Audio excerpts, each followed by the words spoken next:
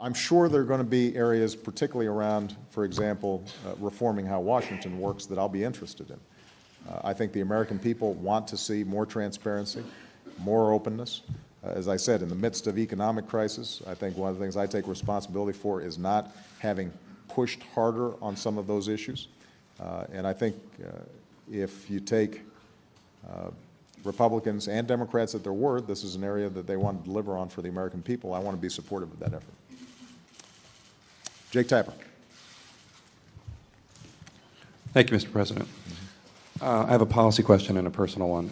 The policy question is, you talked about how the immediate goal is the Bush tax cuts and making sure that they don't expire for those who earn under $200,000, $250,000. Right. Republicans disagree with that strongly. They want all of the Bush tax cuts extended. Are you willing to compromise on that? Are you willing to negotiate at all, for instance, allow them to expire for everyone over $1 million? Where are you willing to budge on that?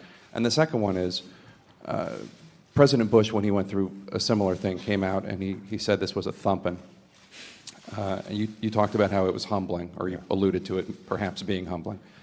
And I'm wondering, when you call your friends, like Congressman Perriello or Governor Strickland, and you see 19 state legislatures go to the other side, governorships in swing states, the Democratic Party set back, what does it feel like? Feels bad.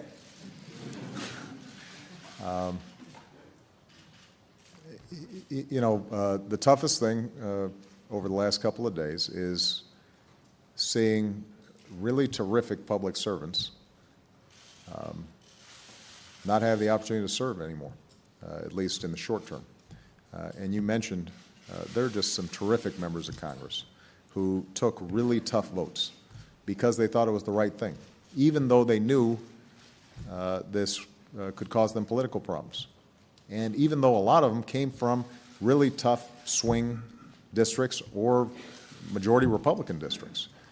And the amount of courage that they showed and conviction that they showed is something that I admire so much, I can't overstate it.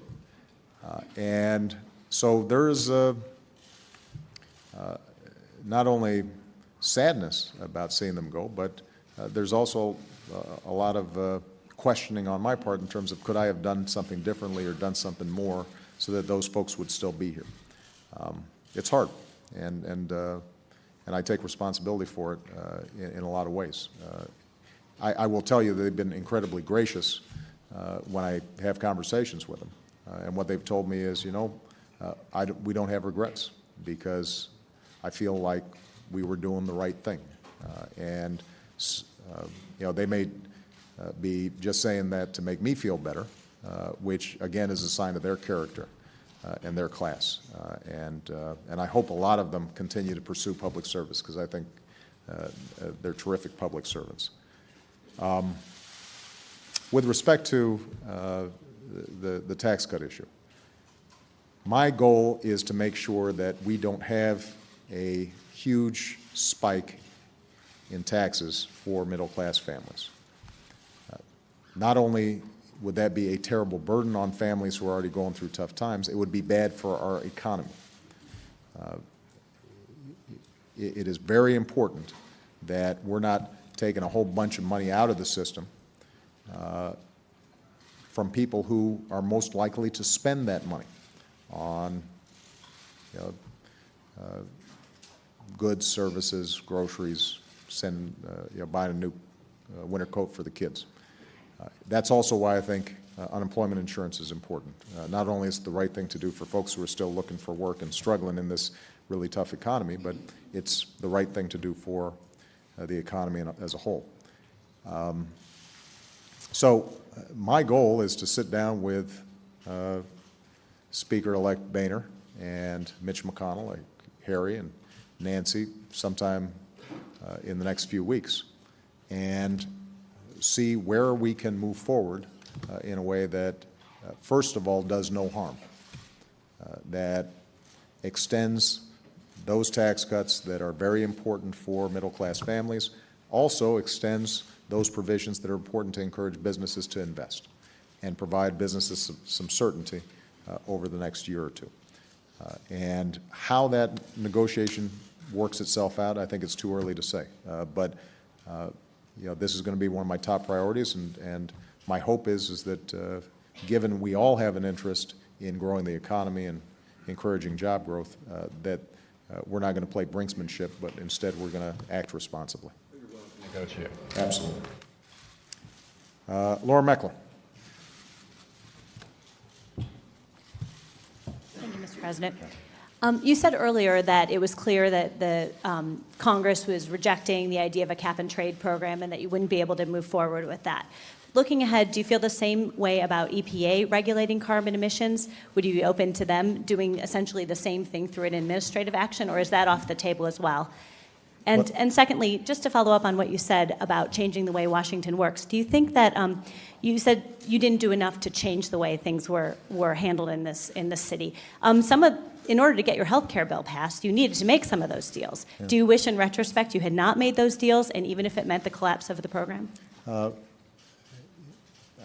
I think that making sure that families had security and that we're on a trajectory to lower health care costs was absolutely critical for this country.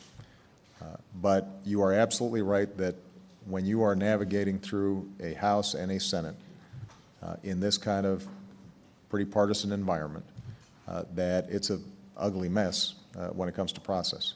I think that is something that really affected how people viewed the outcome. That is something that I regret, that we couldn't have made the process more healthier than it ended up being. But I think the outcome was a good one. With respect to the EPA, I think the smartest thing for us to do is to see if we can get Democrats and Republicans in a room who are serious about energy independence and are serious about keeping our air clean and our water clean and dealing with the issue of greenhouse gases, and seeing are there ways that we can make progress in the short term and invest in technologies in the long term that start giving us the tools to reduce greenhouse gases and solve this problem. The EPA is under a court order that says greenhouse gases are a pollutant that fall under their jurisdiction. And I think one of the things that's very important for me is not to have us ignore the science, but rather to find ways that we can solve these problems that don't hurt the economy, that encourage the development of clean energy in this country, that in fact may give us opportunities to create entire new industries and create jobs that put us in a competitive posture around the world. So I think it's too early to say whether or not we can make some progress on that front. I think we can. Cap and trade was just one way of skinning the cat. It was not the only way. It was a means, not an end. And I'm going to be looking for other means to address this problem. And I think EPA wants help from the legislature on this. I don't think that the desire is to somehow be protective of their powers here. I think what they want to do is make sure that the issue is being dealt with. Okay. Ed Henry. Thank you, Mr. President. I wanted to do a personal and policy one as well. On personal, you had a lot of fun on the campaign trail by saying that the Republicans were drinking a Slurpee and sitting on the sidelines while you were trying to pull the car out of the ditch. But the point of the story was that you said if you want to go forward, you put the car in D. If you want to go backwards, you put it in R.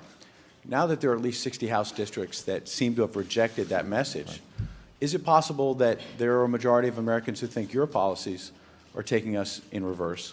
And what specific changes will you make to your approach to try to fix that and better connect with the American people? And just on a policy front, don't ask, don't tell is something that you promised to end.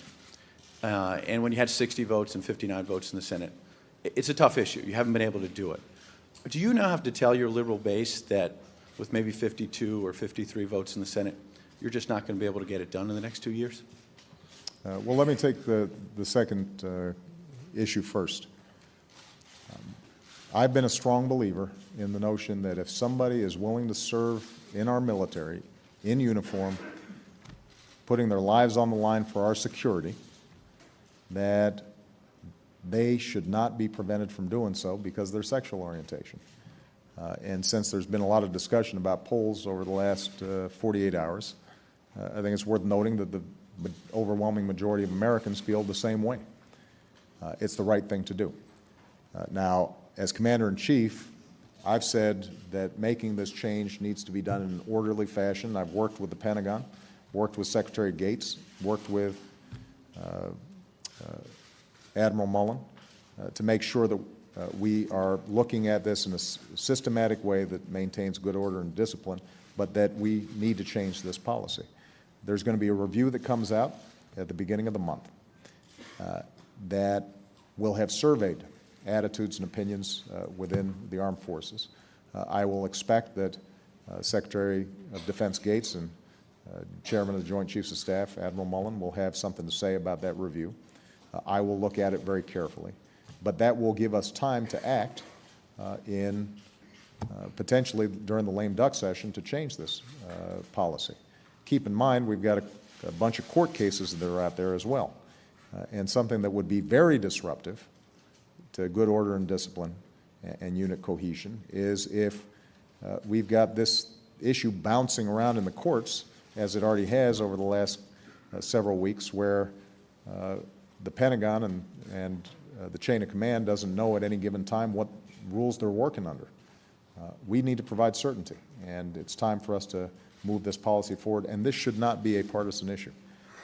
This is an issue, as I said, where you've got a sizable portion of the American people squarely behind the notion that folks who are willing to serve on our behalf should be treated fairly and equally. Now, in terms of how we move forward, I think that the American people understand that we're still digging our way out of a pretty big mess.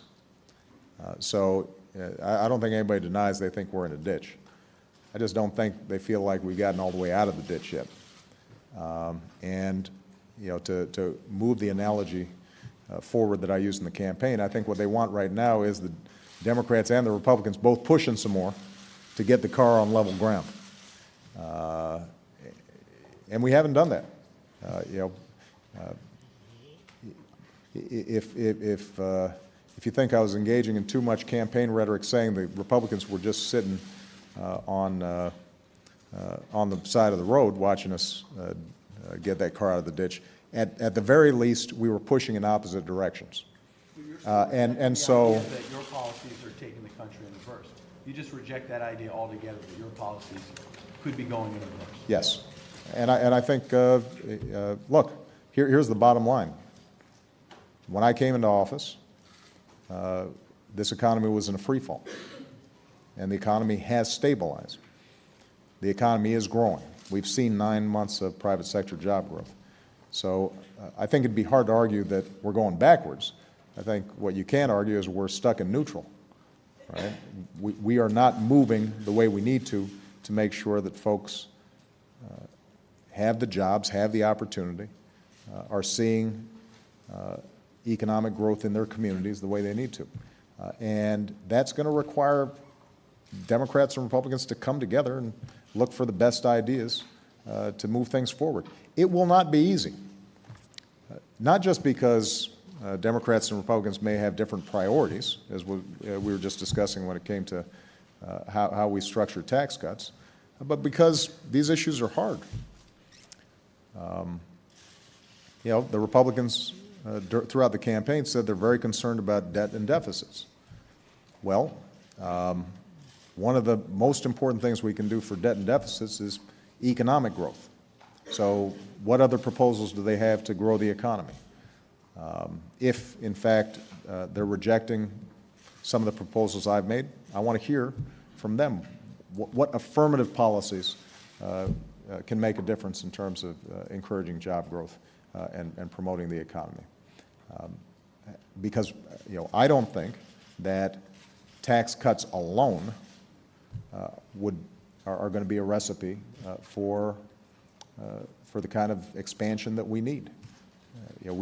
From 2001 to 2009, we cut taxes pretty significantly, and we just didn't see the kind of expansion that is going to be necessary in terms of driving the unemployment rate down significantly. So I think what we're going to need to do, and what the American people want, is for us to mix and match ideas, figure out those areas where we can agree on, move forward on those, disagree without being disagreeable on those areas that we can't agree on.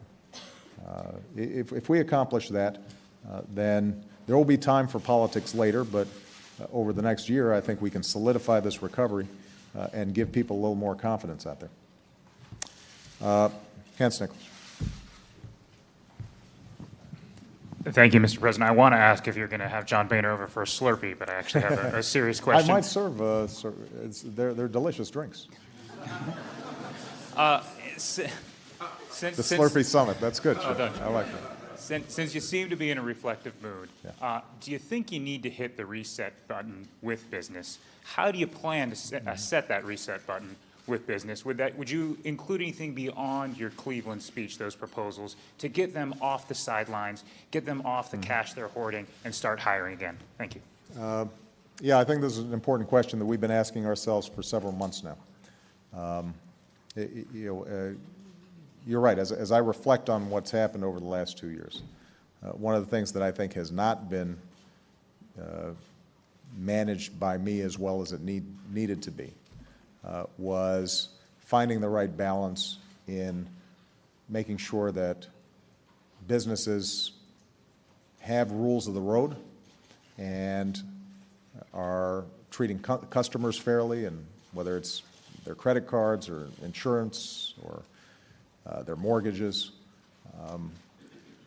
but also making absolutely clear that the only way America succeeds is if businesses are succeeding.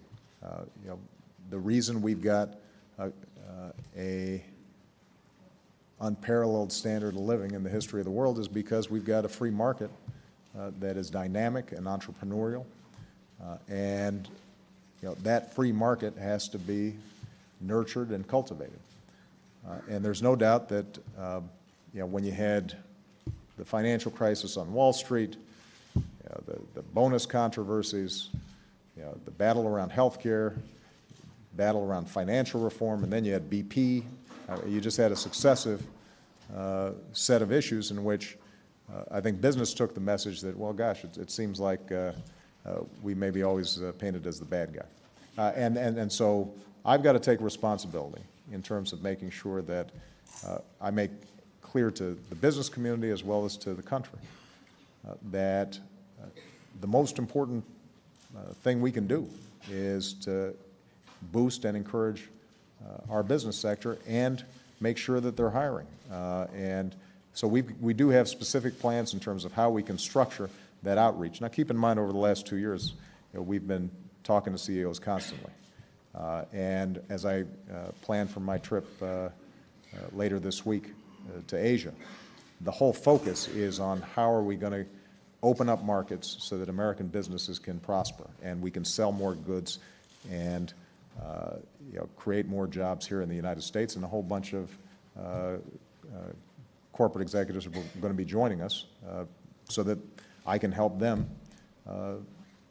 open up those markets and allow them to sell their products. So there's been a lot of strong interaction behind the scenes, but I think setting the right tone publicly is going to be important, and it could end up making a difference at the margins in terms of how businesses make investment decisions. But do you have new specific proposals to get them off the sidelines and start hiring?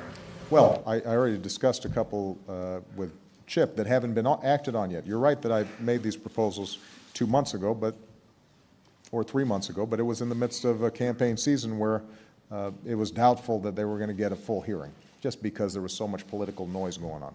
I think as we move forward, sitting down and talking to businesses, figuring out what exactly would help you make more investments that could create more jobs here in the United States, and listening hard to them in a context where maybe Democrats and Republicans are together. So were receiving the same message at the same time, and then acting on that agenda could make a big difference. Matt Spitalnik, Reuters. Thank you, Mr. President. How do you respond to those who say the election outcome, at least in part, was voters saying that they see you as out of touch with their personal economic pain? And are you willing to make any changes in your leadership style? You know,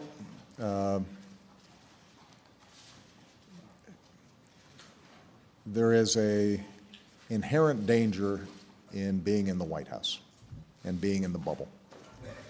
I mean, folks didn't have any complaints about my leadership style when I was running around Iowa for a year, and they got a pretty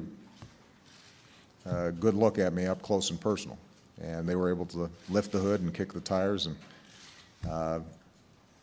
you know, I think they understood that my story was theirs. I might have a funny name, I might you know, have lived in some different places, but you know, the values of hard work and responsibility and honesty and looking out for one another that had been instilled in them by their parents, those were the same values that I took from my mom and my grandparents. And so, you know, the track record has been that when I'm out of this place, that's not an issue. When you're in this place, it is hard not to seem removed. And one of the challenges that we've got to think about is how do I meet my responsibilities here in the White House, which require a lot of hours and a lot of work, but still, you know, have that opportunity to engage with the American people on a day-to-day basis, and give them confidence that I'm listening to them. You know, those letters that I read every night, some of them just break my heart. Some of them provide me encouragement and inspiration. But nobody's filming me reading those letters. And so it's hard, I think, for people to get a sense of, well, how's he taken in all this information? So I think there are more things that we can do to make sure that I'm getting out of here. But you know, I mean, I think it's important to point out as well that you know, a couple of great communicators, Ronald Reagan and Bill Clinton, were standing at this podium 2 years into their presidency, getting very similar questions because you know, the economy wasn't working the way it needed to be, and there were a whole range of factors that made people concerned that maybe the party in power wasn't listening to them. You know, this is something that I think every president needs to go through because you know, the responsibilities of this office are so enormous, and so many people are depending on what we do. And in the rush of activity, sometimes we lose track of you know, the ways that we connected with folks that got us here in the first place. And that's something that now I'm not recommending for every future president that they take a shellacking like I did last night. You know, I'm sure there are easier ways to learn these lessons, but I do think that you know, this is a growth process and an evolution. And the relationship that I've had with the American people is one that built slowly, peaked at this incredible high, and then during the course of the last 2 years, as we've together gone through some very difficult times, has gotten rockier and tougher. And you know, it's going to, I'm sure, have some more ups and downs during the course of me being in this office. But the one thing that I just want to end on is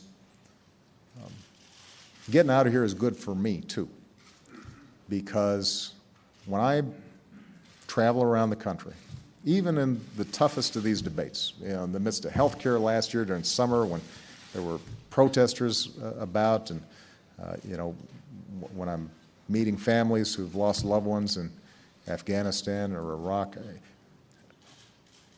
I always come away from those interactions just feeling so much more optimistic about this country. We have such good and decent people who, on a day-to-day basis, are finding all kinds of ways to live together and